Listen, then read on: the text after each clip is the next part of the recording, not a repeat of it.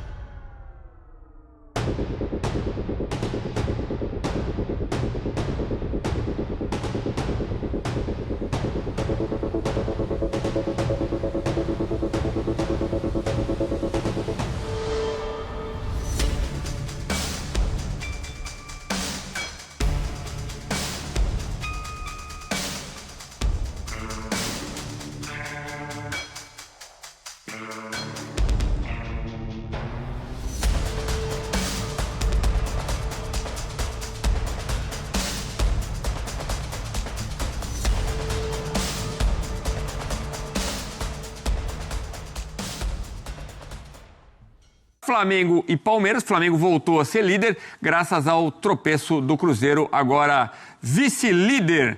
Esse é o nosso assunto para a gente tratar, então. Será que vai ser até o final?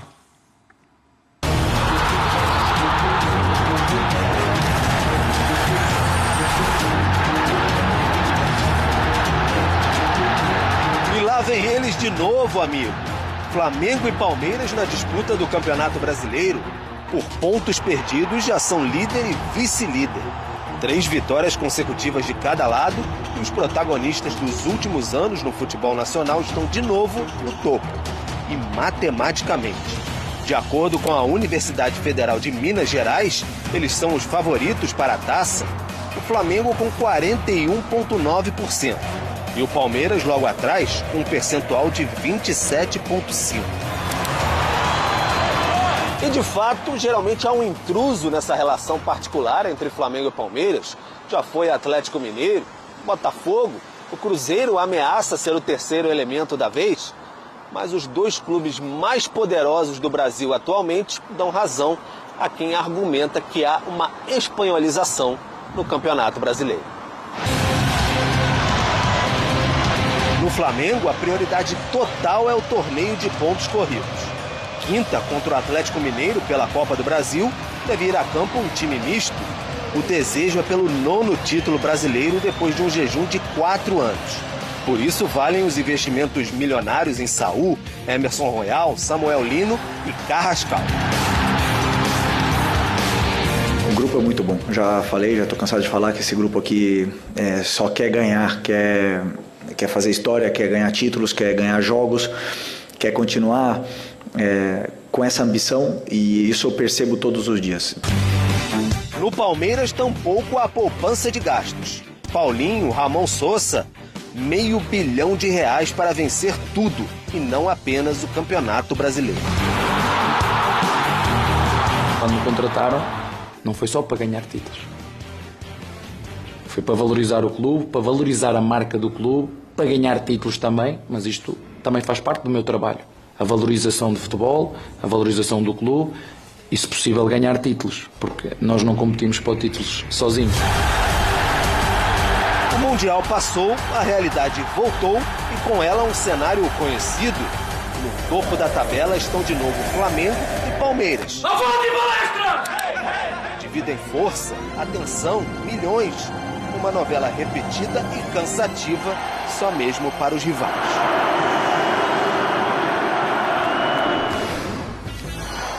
Terminou bem, né? Só com o seu Elton. E, invariavelmente, os zagueiros marcando lá na frente, né? Tivemos o gol do Léo Ortiz contra o Atlético Mineiro. O 10º gol de um zagueiro nessa temporada realmente é sensacional, né? A defesa fundamental para o Flamengo. O Flamengo que amanhã faz os exames médicos do Samuel Lino, que chega do Atlético de Madrid. Mais uma boa contratação do Mengão, Elton. Vai montando um super time, né? Pensando nos títulos da temporada, Edu. A gente sempre fala, né, que defesas ganham, na verdade, campeonatos, e a gente viu isso acontecer muito nos pontos corridos, né? Eu acho que defesas sólidas, elas são muito importantes para levar as equipes ao título. A gente lembra muito do tricampeonato do São Paulo, onde a defesa era muito forte, era um time que atacava muito, é verdade, mas tinha aqueles 3 zagueiros, um time que se defendia muito bem, chegou a ter média de menos de um gol sofrido por jogo, né, num campeonato de pontos corridos. Isso é muito difícil, mas vamos lembrar que o Flamengo também tem o melhor ataque do campeonato. E olha que é um time que não tem ainda a quantidade total de jogos possíveis no Campeonato Brasileiro, né, que são 17, tem um jogo a menos, né, da volta para o Mundial, acabou ali descansando. Então, um time que também faz muitos gols. É uma equipe também que tem o maior percentual de posse de bola, ou seja, é pouco ameaçado. E a gente fala, né, Edu? A defesa ela começa pelo ataque, mas ela também passa muito pelo controle do jogo com a posse da bola. Se o adversário não tem a bola, você não é atacado. Então o Flamengo tem essa capacidade também, né, de retenção da posse de bola e ter a maior média, um dos times com maior quantidade de passes certos também, principalmente no último terço do campo, ou seja, um time que se defende bem e se defende com a bola. E isso também, claro, tem que ser levado em consideração. E os zagueiros ficam tão à vontade que acabam marcando gols, né? A gente já falou do Léo Ortiz, do Léo Pereira, do Alexandro, do Danilo, né? Jogadores que atuam no sistema defensivo, aparecendo na área para fazer gols. E a gente até discutia nesse fim de semana, né? Falamos sobre isso no Linha de Passe do domingo, inclusive, sobre esse Flamengo que não tem 11 titulares. É um Flamengo que ultrapassou essa discussão de ter apenas os 11 iniciais, que os torcedores estão acostumados a escalar. Eu acho isso muito positivo, quando você tem um elenco muito forte, de 14, 15, 16 jogadores, e vão chegando mais jogadores para compor esse elenco muito forte, de 3 competições, de um ano muito longo. de um Flamengo que certamente vai disputar todos os títulos até dezembro, um campeonato brasileiro que vai acabar quase perto do Natal, pensando também em longo prazo, né, em manter esse elenco, uma média boa de idade. Então é um elenco muito forte. Acho que a gente elogiar o Flamengo do ponto de vista de elenco, né, todo clube tem seus defeitos, né? E o Flamengo no campo, pelo menos jogadores à disposição, tem poucos defeitos. E aí fica a critério do técnico e da capacidade do treinador em transformar esse time ou esse elenco num time muito competitivo. E o Felipe Luiz até agora tem conseguido, Edu. Por isso é líder do campeonato com um jogo a menos.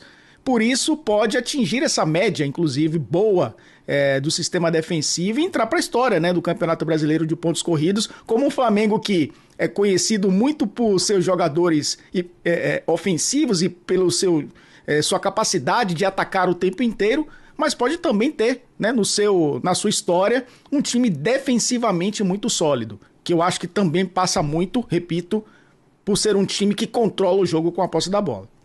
Além do Emerson Royal e do Saul, que foram já apresentados para a nação no Maracanã ontem, tem o Samuel Lino, que eu falei que está chegando, e uma outra novidade é o Vinha, né? Que depois de um período longo de contusão, voltou bem contra o Bragantino, jogou legal contra o Galo, bastante tempo. O Jorginho jogando demais, mas eu queria saber, para a Copa do Brasil, os dois times voltam a se enfrentar, Flamengo e Galo. O que fica desse jogo para quinta-feira? Será que vai ser uma espécie de mesmo desenho do jogo no mata-mata? Também no Maracanã. Eu acho que a gente fica muito na expectativa de saber como o Atlético vai ser escalado, né? Foi escalado com 3 zagueiros no fim de semana, um time diferente, o Cuca precisando, inclusive, acelerar processos, né? Colocando o Fausto Vera para jogar, ainda com alguns desfalques. Pode ser um Atlético de novo com 3 zagueiros, mas eu não cravaria o time titular do Flamengo justamente pela quantidade de opções que o Felipe Luiz tem. Você citou a volta do Vinha, um jogador importante na construção, na chegada também ao ataque. Tem aí o Pedro, né, tendo de novo chances em uma sequência, 2 jogos já como titular. Tem essa questão também de manter o Pedro e a Arrascaeta numa sequência de jogos, né, por essa intensidade sem a bola que a gente falava aqui do Flamengo recuperar e controlar o jogo. Se o Felipe Luiz vai manter isso, se vai trocar os pontas, né? Jogou com Plata de um lado, Bruno Henrique do outro. Ele tem o Luiz Araújo, que é um cara importantíssimo na bola parada e foi, inclusive, no gol da vitória do Flamengo. Tem também do outro lado o Everton Cebolinha, que é o cara que abre espaço. Então acho que depende muito, né, do que o Felipe Luiz vai colocar em campo. Não dá para cravar um time titular e eu acho isso positivo, Edu. A expectativa é saber se o Atlético vai repetir a formação. Tomou um gol de bola parada, né? Foi um time que se defendeu até bem, né? Encurtou os espaços do Flamengo, criou muitas dificuldades. Num jogo de mata-mata, um empate fora de casa não é um resultado ruim. Ainda mais enfrentando esse Flamengo que a gente já falou aqui algumas vezes, né? O melhor ataque do campeonato brasileiro e a melhor defesa também. Então a expectativa é mais saber como o Atlético entra em campo do que necessariamente o Flamengo, que a gente já tem uma ideia muito mais concreta. O Cuca se disse satisfeito com o que viu em campo da sua equipe, do Galo. E a gente realmente viu uma evolução em relação ao jogo contra o Atlético Bucaramanga, derrota, né? Que acabou vindo com classificação apenas nos pênaltis para o Clube Atlético Mineiro. Operação, tá aí então, a imprensa repercutindo as informações, análise aí do Flamengo, que se prepara para receber o Carrascal no Rio de Janeiro. Nesta quarta-feira, o Meia chegará ao Brasil para fazer exames médicos antes de assinar o contrato com o Flamengo. A novela finalmente chegou ao fim, né? O Flamengo se preparando aí para definir todos os detalhes, últimos detalhes aí desta contratação do Carrascal. Foi o primeiro jogador a ser especulado e vai ser um dos últimos aí a chegar. Acredito que não será o último. O Flamengo vai fazer mais contratações aí nessa janela que tem mais de um mês ainda para fechar. Fecha somente em setembro, dia 2 de setembro. O Mengão aguardava a liberação do Dinamo Moscou para organizar a chegada do jogador. Nesta terça-feira à noite ele vai embarcar para o Brasil e chega aqui na quarta-feira, né? Tem escala em Dubai, o jogador desembarca no Rio de Janeiro na tarde de quarta-feira no Aeroporto Internacional Tom Jobim.